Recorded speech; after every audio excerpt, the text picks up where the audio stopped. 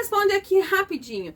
Você conhece crianças ou estuda com coleguinhas, com amigos que já fumam, já bebem, já experimentaram droga, já tem um certo vício no celular, no joguinho, já assiste filmes de baixo padrão? Você convive com pessoas assim ou conhece pessoas assim? Hoje a gente vai conversar um pouquinho sobre coisas que todos os dias nós temos próximos a nós que querem nos oferecer costumes que nós não temos e que nós não podemos ter se quisermos manter uma vida pura diante de Deus. Não perde esse vídeo, já curte, já se inscreve, compartilha esse vídeo e vem comigo. É muito comum hoje nós conversarmos com crianças de baixa idade, 11, 12 anos, e eles comentarem conosco que já tem colegas que já experimentaram droga, que já fumaram, que na escola eles veem os alunos um pouquinho maior já fumando, já assistindo filmes proibidos para menores de 18 anos, enfim, todas essas questões que o mundo tenta normatizar, mas nós sabemos que faz mal para nossa mente, que apodrece o nosso interior. Mas se você sentar hoje e conversar com uma criança, você vai ver que isso é muito mais comum do que nós mesmos imaginamos. Pior ainda é quando essas más amizades querem forçar a nossa criança, né, forçar os nossos alunos, aquelas crianças que conhecem a Deus, provar essas coisas, a experimentar esse tipo de coisa.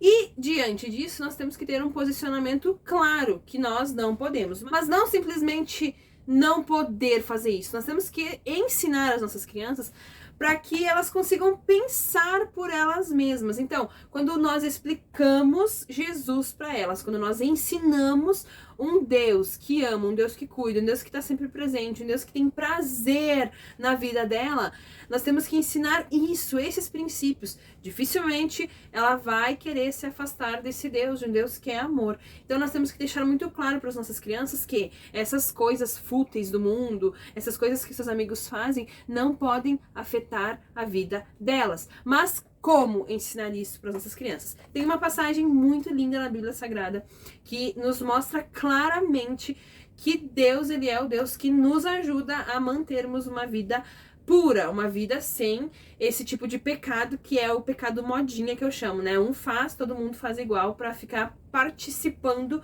desse grupo. É como se eu dissesse não e eu fosse excluído desse grupo. Então, para eu não ser excluída desse grupo, eu vou lá e faço as mesmas coisas que esse grupinho tá fazendo. E isso é chamado pecado modinha, né? Que eu chamo isso de pecado modinha. Mas a Bíblia tem uma história maravilhosa que nos mostra que 4 jovens também foram tentados a fazer as coisas que o mundo estava fazendo. Porém, eles se posicionaram e não desagradaram o seu Deus. E porque eles se posicionaram e escolheram ficar do lado de Deus, Deus os ajudou a manterem-se firmes e não cair no pecado padrão ali que foi imposto para eles. Agora, quem são esses jovens? Começando a história assim, bem por cima, porque você já deve conhecer a história de Daniel, quando eles foram levados para Babilônia. Então o rei Nabucodonosor agora invade Jerusalém e manda pegar lá alguns jovens e trazer cativos para Babilônia. Jovens que não tivessem defeito físico, jovens que fossem inteligentes, jovens que tivessem uma boa aparência, jovens que fossem saudáveis, que fossem cultos, jovens que fossem realmente aptos a estarem participando do palácio do rei ali e ajudando o rei no que ele precisasse. Isso foi uma permissão de Deus. Se você ler ali o livro de Isaías, o livro de Sofonias e vários outros livros dos profetas, você vai ver que durante muito tempo Deus avisou que o castigo viria para o povo de Israel, o castigo viria para o povo de Israel. Só que todos esses avisos não foram o suficiente para fazer o povo de Israel voltar em si e voltar a adorar apenas o único Deus, o nosso Deus, o Deus criador dos céus e da terra.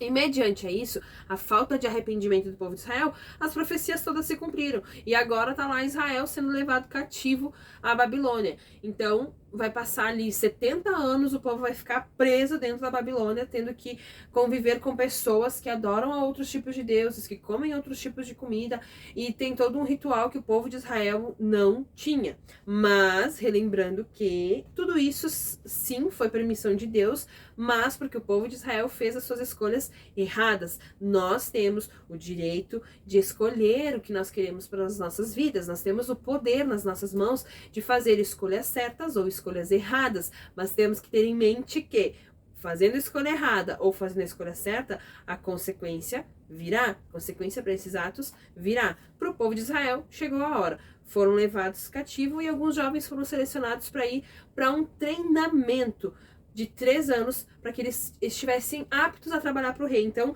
durante esse treinamento, eles comeriam a comida do rei, uma comida real, né? Comida de realeza, os manjares do rei, vinho do rei. Eles teriam que aprender a língua da Babilônia e a literatura ali dos babilônicos, para que realmente eles tivessem todo o conhecimento necessário para estar ali convivendo com o rei.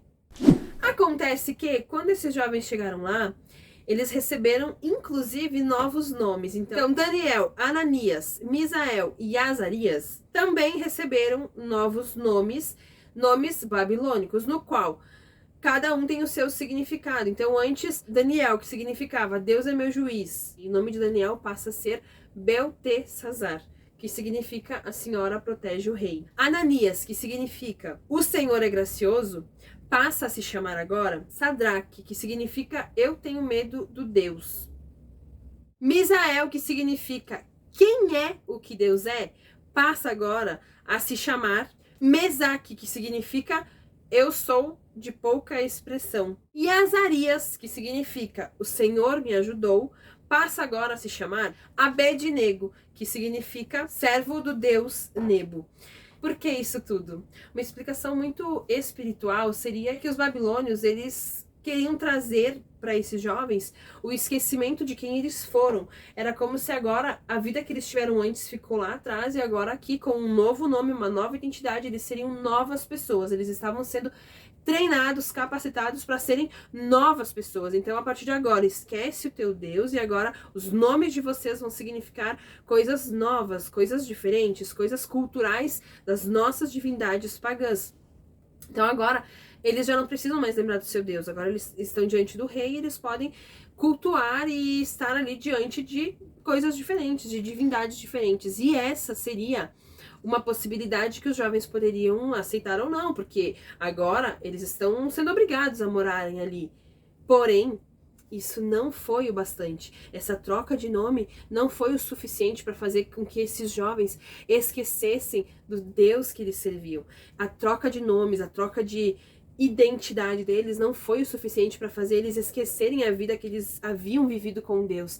Não foi suficiente para abalar a ética e a moral que eles tinham em um Deus que cuidou deles sempre que eles precisaram e que não abandonaria-os aqui agora, estando cativo dentro da Babilônia. Uma mudança de nome não seria capaz de fazer com que esses jovens esquecessem do seu Deus. Além dessa questão dos nomes, o rei também serviu uma mesa. Agora eu imagino que... Pensa você, faça com que as suas crianças vivam essa cena. Lá tá o rei sentadinho com uma mesa farta, com muitos bolos, tortas deliciosas. A minha preferida é morango moreno. Eu imagino que devia ter lá uma torta de morango moreno, correndo chocolate, assim. Sabe aquela vontade de ir lá, provar aquele doce, aquele delicioso lá, porque eu sou do doce, né? Olha que delícia! Pensa que coisa maravilhosa! Suco à vontade, vinho à vontade, H2O à vontade, refrigerante à vontade. Pensa só! Devia ser uma fartura total de coisas que eram deliciosas. Só que Daniel já sabia da lei do Senhor.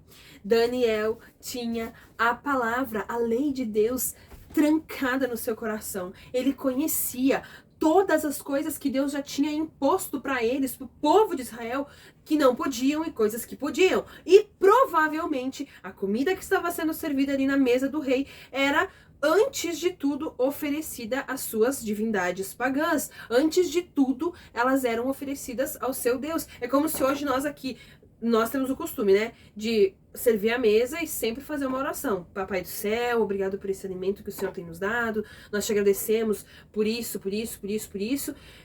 Obrigado, Jesus, pela provisão de hoje. Muito provavelmente o rei também devia fazer isso, né? Lá pro seu Deus. Ó Deus Marduk, não sei como é que era o nome do Deus deles, né? Ó Deus Marduk, ó Deus não sei o que, ó Deus não sei o que, eu te agradeço por esse banquete, tudo aqui é teu, e assim por diante. Então, esse era o costume da Babilônia, tudo ali era oferecido ao seu Deus, aos seus ídolos. Era um culto padrão às suas divindades pagãs. Então Daniel sabia disso, Daniel tinha esse conhecimento de coisas que ele não podia fazer, não tinha nada a ver com a comida. Ele podia comer a minha torta de morango moreno, ele podia comer, não sei lá, a salada maravilhosa. Agora, duas coisas: ou a comida que tinha ali feria os princípios dele, da lei lá em Levíticos, onde Deus fala que o povo não poderia comer carne de animais impuros, por exemplo, porco, e enfim, tem uma lista lá de animais impuros que eles não poderiam comer. Então, ou nessa mesa farta tinha alguns elementos que ele não podia comer porque estava lá proibido na lei de Deus, ou certamente por esse fato da mesa do manjar ali ser consagrado aos seus ídolos. Sendo uma coisa ou sendo outra coisa, Daniel sabia que ele não podia compactuar com isso, porque ambas as coisas feriam o coração de Deus. E se estivesse ferindo o coração de Deus, quer dizer que ele estava desobedecendo, ele estava entrando em pecado, ele estava pronto a se contaminar. Tanto é que fala, ali em Daniel capítulo 1, que ele preferiu não contaminar-se com a comida do rei. O que é contaminar-se? É se sujar, é colocar algo dentro do seu corpo que vá sujar o seu corpo. Nesse caso dos jovens, eles colocariam uma comida impura dentro do seu corpo. Mas hoje, nos nossos dias, tem muitas outras coisas que também prejudicam o nosso corpo. Entre elas, o que você conhece como coisas impuras que podem nos contaminar? Cigarro, bebida, vídeos que fazem os nossos olhos verem coisas feias, coisas cruéis, imaginarem coisas cruéis. Jesus, quando veio, ele pegou os mandamentos lá e ele aprofundou a grande maioria deles. Entre uma dessas coisas, estava lá na lei de Moisés que trair era pecado, então não trair. Agora, quando Jesus vem, Jesus aprofunda esse mandamento e cita que se você cobiçar, se você pensar em outra pessoa, você já está em adultério, você já está em pecado. Então, é muito mais profundo do que o ato, é até o pensamento. Então, hoje nós pecamos até em pensamento. Os nossos atos desagradam a Deus. Nós nos contaminamos com coisas muito simples, muito moda, muito aqui os manjares proporcionados a nós. Então, a nossa mente, nós temos que cuidar a nossa mente como ela está, diante do que nós estamos colocando, diante do que nós estamos ficando, com quem nós estamos andando, com quem nós estamos conversando. Tudo isso nós temos que cuidar para não nos contaminarmos com as coisas do mundo. Lá em 1 Coríntios 6:19 vai dizer: vocês não sabem que o corpo de vocês é templo do Espírito Santo? E se o nosso corpo é templo do Espírito Santo, eu até fiz um vídeo, vou deixar o cardzinho aqui para você olhar depois, falando sobre como cuidar da nossa casa, como cuidar do nosso corpo como casa de Deus. Como que eu vou deixar a minha casinha arrumadinha para Deus morar dentro de mim? Pensando nisso, Daniel se posicionou e falou: não, eu não vou me contaminar com isso, a gente não quer comer isso. E aí ele fez todo aquele desafio lá dos 10 dias de só comer vegetais e só tomar água. O resultado disso tudo é que, ao final desse prazo, Daniel e os seus amigos estavam muito mais bonitos, aparentemente, muito mais saudáveis, muito mais fortes, esbeltos, do que todos os outros jovens que comeram ali dos padrões do rei. No final desse teste aí dos 10 dias, que eles foram aprovados nesse teste, o resultado dessa decisão, desse desafio, foi que eles puderam, durante o seu período que estiveram ali em treinamento dos 3 anos, eles puderam comer as suas comidas. Então, muito provavelmente, durante esses 3 anos, Daniel e seus amigos só comeram os vegetais e água. Eles nunca participaram do manjar do rei. Agora pense, será que foi fácil para eles fazerem isso? Será que Nem por um momento os outros jovens, os outros companheiros não riram dele. Ah, seus bobos, seus idiotas, em vez de comer, olha essa carne aqui que suculenta, olha que delícia, esse vinho que maravilhoso, olha essa torta de morango moreno, que delícia.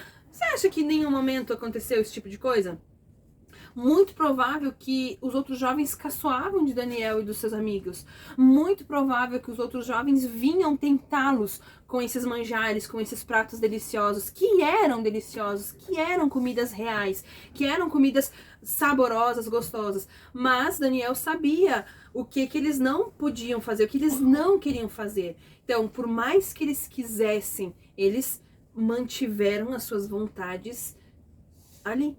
Eles não cederam, eles não comeram, eles não compactuaram com as coisas erradas. Quando o rei, no final disso tudo, entrevistou os jovens, ele constatou que Daniel e seus amigos eram os mais sábios, eram os mais inteligentes do que todos os outros, porque Deus os honrou. Eles se posicionaram diante de Deus e Deus honrou as escolhas deles. Deus deu sabedoria para esses jovens. E Daniel, inclusive, além de ser culto, de ser um jovem inteligente, Deus ainda deu a ele a capacidade de interpretar sonhos, que lá na Babilônia, as pessoas que tinham esse dom, eles eram considerados os mais sábios, porque eles realmente acreditavam nos sonhos, eles acreditavam que os seus deuses falavam através de sonhos. Então, ter esse dom era algo maravilhoso. E Deus deu esse dom para o seu servo. Deus honrou as escolhas de Daniel e dos seus amigos. Uma forma bem simples de você aplicar essa lição na vida das suas crianças é com um semáforo. Você pode pedir para suas crianças coisas que eles sabem que é errado e coisas que eles sabem que é certo hoje, para nós hoje. O que seria o rei, o que seriam os manjares, a gente já falou bastante nesse vídeo, né? O que seria as coisas erradas, as coisas proporcionadas nesse manjar dos reis. E o que nós temos que fazer para fugir desse padrão. E você pode fazer com eles a separação de coisas que a gente pode fazer, de coisas que a gente tem que tomar cuidado e coisas que já estão contaminando o nosso corpo. Então, posso comer uma comida maravilhosa na casa da vovó? Posso. Ah, posso assistir um filme que contém cenas que a mamãe e o papai não gostam na casa do amigo? Opa, cuidado, cuidado. Ah, posso experimentar um cigarro com o meu amigo? Perigo, perigo constante. Então, faça essa tarefa com essas crianças e ensine-os a pensar, faça com que eles entendam sobre quais coisas nós estamos falando, quais coisas acontecem nos nossos dias e quais as coisas que realmente vão contaminar o nosso corpo e vão fazer com que nós desagrademos a Deus. Um beijo no seu coração e obrigado por ficar aqui, até aqui. Até o próximo vídeo. Então, aqui... carnes deliciosas. Suco delicioso, carne deliciosa, comida, bife, puerco. Vou editar e vou colocar pra parte. Cuidado, yo.